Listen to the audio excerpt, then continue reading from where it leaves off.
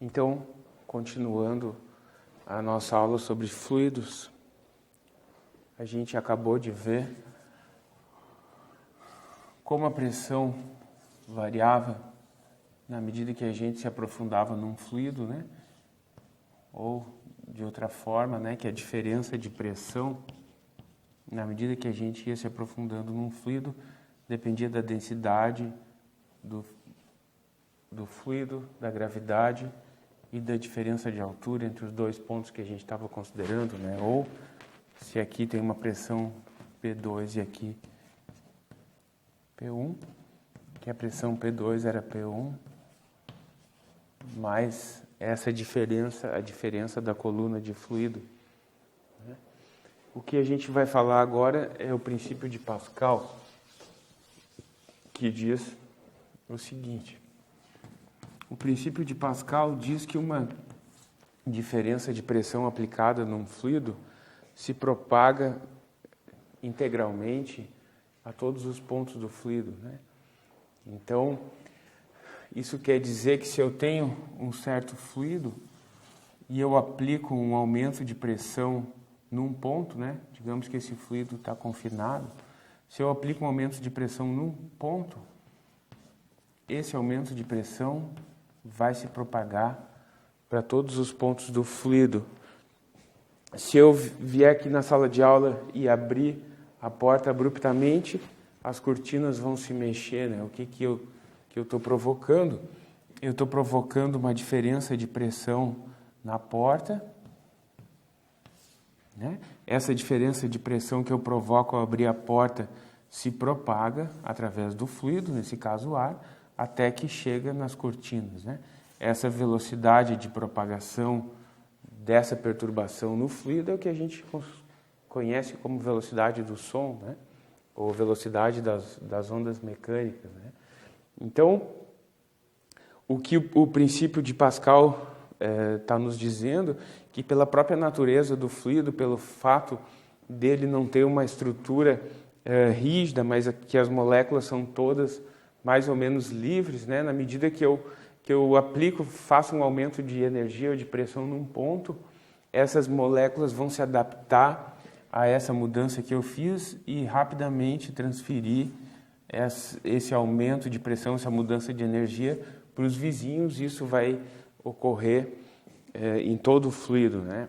Então a gente considera que quando um fluido está num certo recipiente, toda a pressão dentro desse fluido é toda homogênea, né? A pressão a uma determinada altura é toda a mesma, né? Na medida que a gente vai se aprofundando no fluido, a equação da hidrostática vale, né, para cada um dos pontos, mas para uma determinada altura a pressão é igual para todos os pontos, né?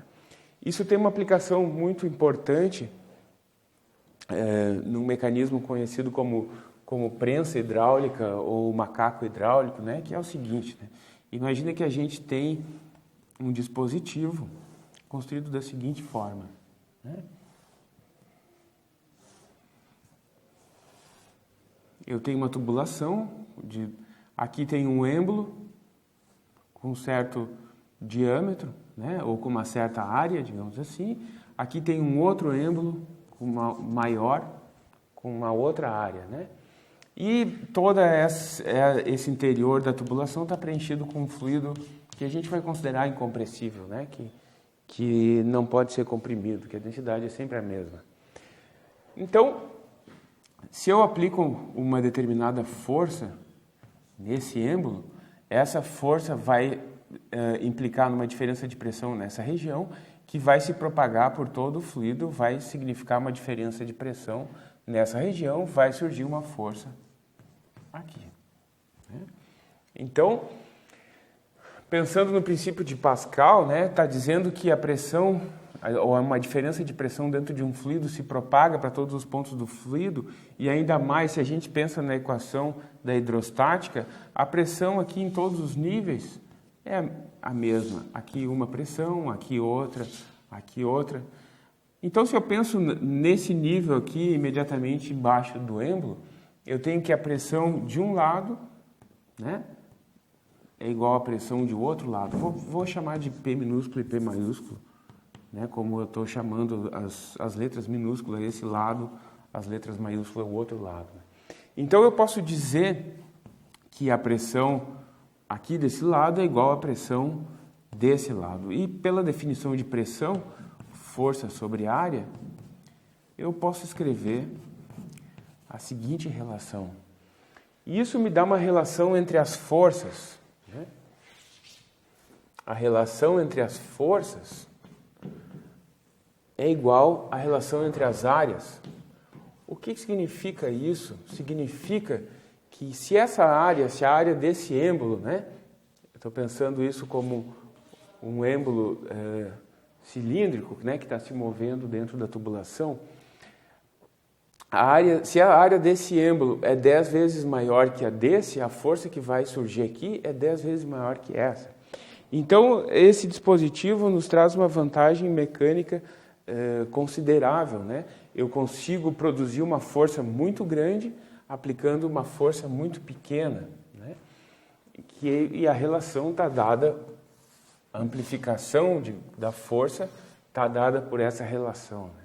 Mas então, qual é o mistério por trás desse aumento da força? Olha, vamos pensar o seguinte. De novo, a gente tem um fluido que é incompressível, né? Então, se eu movi esse êmbolo de uma certa distância D, né? Eu trouxe o êmbolo para cá, eu retirei um certo volume V de fluido daqui. Esse volume de fluido que eu tirei daqui vai aparecer no outro lado.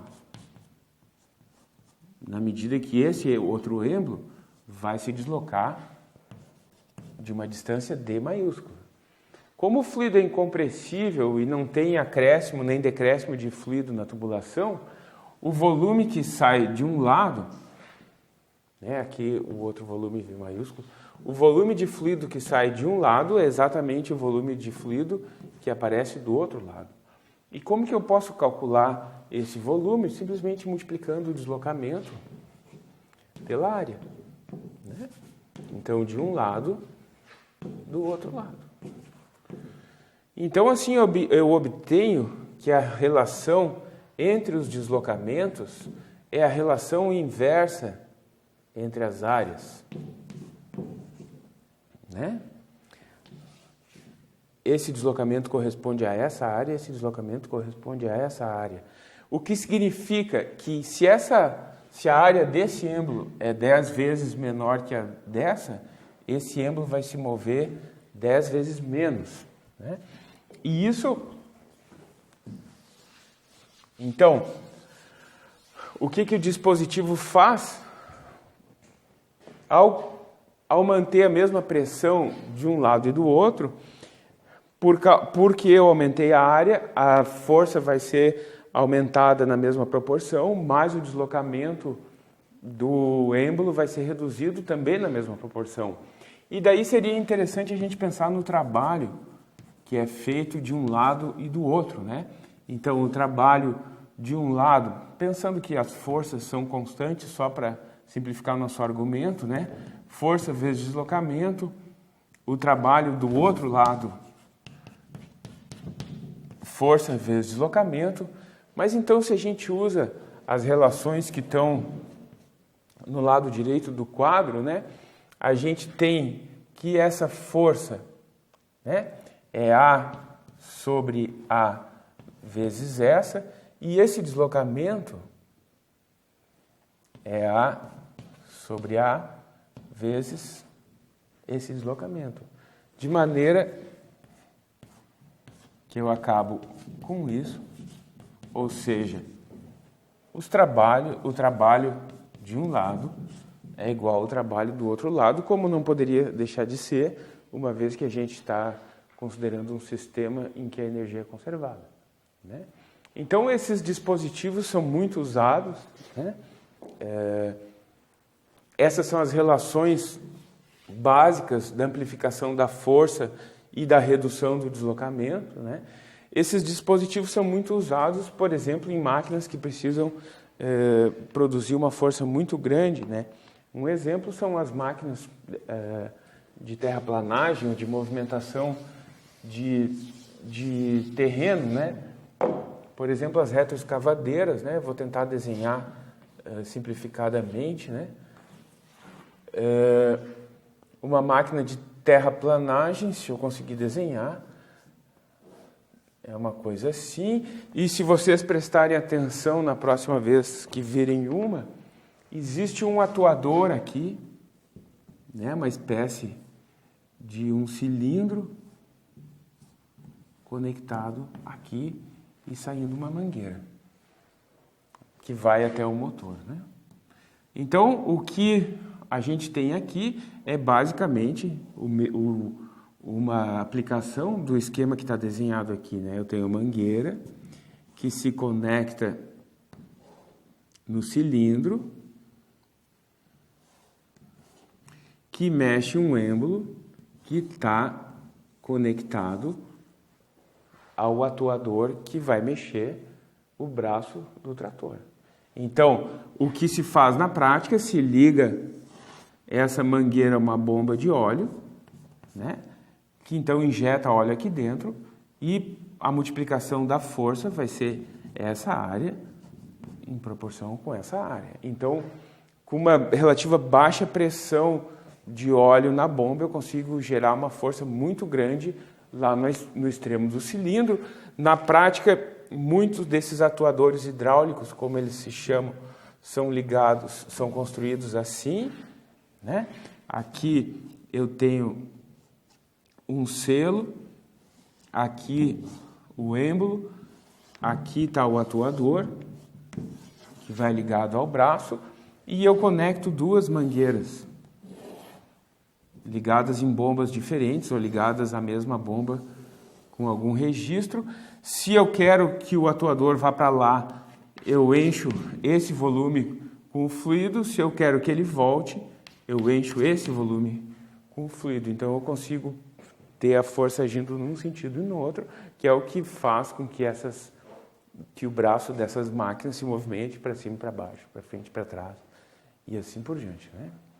Então, existem muitas situações em que o princípio de Pascal é importante, né, para a gente conseguir entender esses dispositivos, né? O outro princípio, né, importante no caso dos fluidos é o princípio de Arquimedes, né? Diz a história, verdadeira ou não, que o rei onde vivia o Arquimedes estava preocupado que uma certa coroa podia ter sido feita da mistura de prata e ouro, quando na verdade devia ter sido feita só de ouro. Então o que ele pediu para o Arquimedes é que ele descobrisse qual era a composição da coroa sem ter que destruí-la, né? E, dentro da fábula diz que o Arquimedes se deu conta disso quando ele estava entrando na banheira e viu que justamente a água que saía para fora da banheira era proporcional ao volume do corpo dele que estava entrando na banheira, né? O que ele estava dizendo é que se eu tenho um certo fluido, né, que está num recipiente, tem um certo nível, se eu submerjo um certo objeto aqui nesse fluido, sei lá, um brinquedo, um patinho sólido, né? Se eu submerjo um brinquedo aí nesse fluido, o fluido vai subir, o nível do fluido vai subir exatamente o volume do patinho.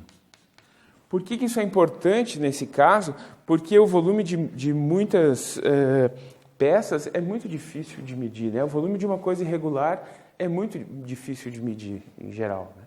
Então, de que maneira o volume de um objeto poderia ser medido com precisão? Simplesmente submergindo ele dentro de um fluido, né? No caso a coroa,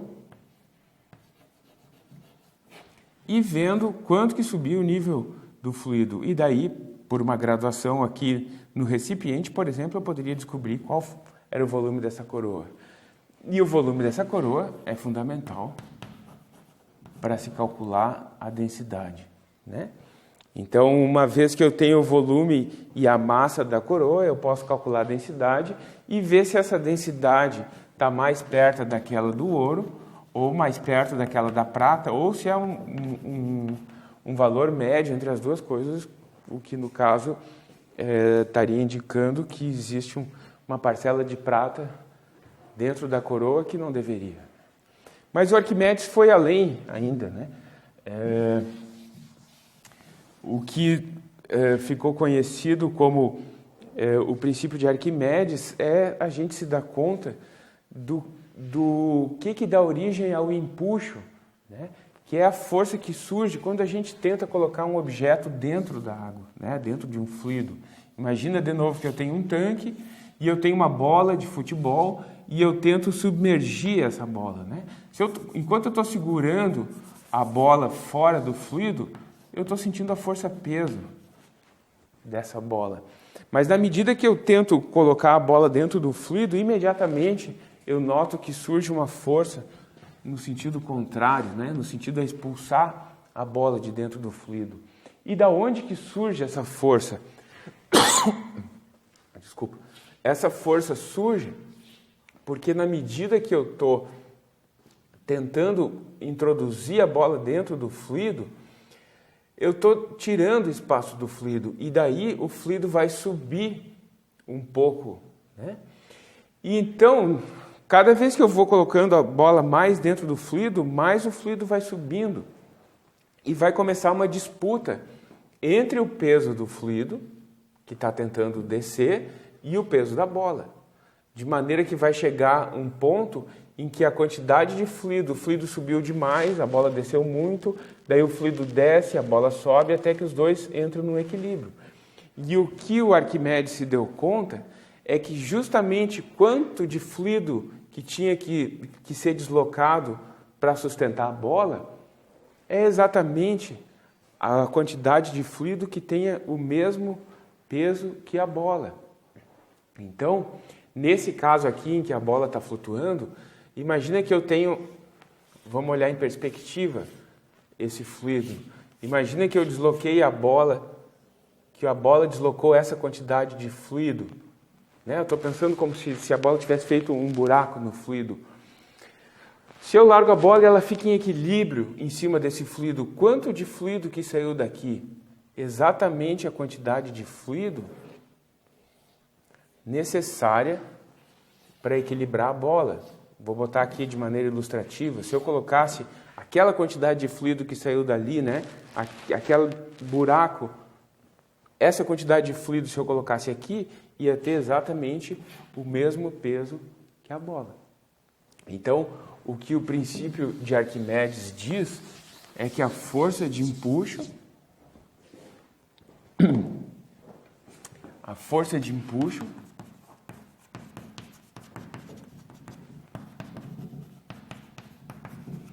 é o peso do fluido deslocado. E qual é o peso do fluido deslocado? É a massa do fluido vezes a gravidade. Então, a força de empuxo é a massa do fluido vezes a gravidade. Mas, de novo, né, vamos escrever isso em termos de coisas pertinentes para um fluido. Né? O que é a massa? Densidade do fluido vezes o volume deslocado vezes a gravidade. Então, a força que vai surgir para sustentar a bola é proporcional à quantidade de fluido que a bola vai deslocar até que entre em equilíbrio entre as forças que estão tentando, a força gravitacional que está tentando trazer o fluido para baixo e a força gravitacional na bola que está tentando trazê-la para baixo até que as coisas se equilibram. Né? Existem casos em que essa força de empuxo é maior que o peso. E nesse caso, o objeto flutua. E vai existir casos em que o peso é maior que a força de empuxo. E daí o objeto flutua. O que é necessário para um objeto flutuar?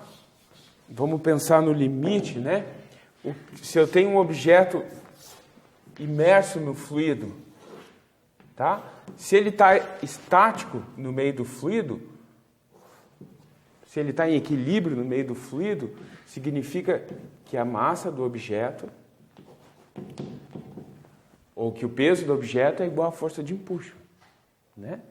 Então, eu poderia dizer que para o objeto estar em equilíbrio, a força de empuxo, ou seja, a densidade do fluido, vezes o volume deslocado, que nesse caso é o volume do objeto, vezes a gravidade, tem que ser igual ao peso, massa vezes gravidade. Que eu também poderia escrever a massa do objeto, né, como a densidade do objeto vezes o volume vezes a gravidade. Então, isso me leva, como o volume aqui é o mesmo, a gravidade é a mesma, isso me leva a dizer que para o objeto estar em equilíbrio, a densidade do objeto tem que ser igual à densidade do fluido. O que também me leva a outra conclusão importante, que para o objeto flutuar, para que exista flutuação, para ele flutuar na superfície do fluido, a densidade dele tem que ser menor que a densidade do fluido. Então, o que vai determinar se o objeto afunda, submerge ou flutua é a densidade do objeto em comparação com o fluido, né? Qualquer objeto. Então, um balão de ar quente tem densidade menor que a do ar nas redondezas. Então, um balão de ar quente, né, ele flutua no ar, porque se lança ar quente dentro dele, o ar quente expande, diminui a densidade, então a densidade aqui dentro fica menor que a densidade aqui fora, vai surgir uma força de empuxo que é maior que a força-peso, o balão vai começar a subir. Quando ele chega na altura desejada, se abre, por exemplo, umas janelas aqui no próprio balão, o ar quente sai, entra ar frio no lugar, a força de empuxo diminui, a força de peso fica maior, o balão desce. Da mesma forma, acontece com os peixes, né? Os peixes têm uma espécie de sacos de ar, tá? Eu vou desenhar de novo esquematicamente. Eles têm uma espécie de uns sacos de ar. Se ele quer ir para o fundo, ele enche esses sacos com água, a densidade dele fica maior, isso facilita com que ele venha para o fundo. Se ele quer ir para a superfície, ele enche esse saco de ar, a densidade dele fica menor que a do fluido, ele vai para a superfície. E da mesma forma, todas as embarcações que flutuam estaticamente, ou seja, se elas flutuam paradas em cima de um fluido, é porque a densidade do barco é menor que a do fluido. Não interessa se é um caiaque, uma lancha, um petroleiro, uma plataforma petrolífera. Se ela está flutuando estaticamente, é porque a densidade dela é menor que a do fluido. Por que isso acontece num navio? Porque a maior parte do interior do navio está com ar e não completamente preenchido de matéria, né? É muito fácil ver isso de maneira simples. Se eu pego uma folha de alumínio, faço um barquinho de alumínio, ponho em cima da água, o barquinho flutua, né? Se eu faço um barquinho de alumínio, ponho em cima da água, o barquinho flutua. Se eu amasso o papel de alumínio, largo na água, o papel de alumínio afunda. O que eu mudei do barquinho de alumínio para a bolinha de alumínio? O volume. E a massa continua a mesma. Então, se eu mudei o volume, daqui para cá, eu alterei principalmente a densidade. Quando eu fiz o barquinho de alumínio, a densidade era menor que a do fluido. O barquinho flutuava. Quando eu amassei o papel de alumínio, eu diminui o volume, a densidade cresceu, o barquinho afundou. Certo? Então, dessa forma, a gente termina de discutir os princípios básicos que regem os fluidos de maneira estática, ou seja, quando não tem movimento relativo entre os corpos e o fluido, ou entre o fluido em si, né? Não tem campo de velocidades dentro do fluido.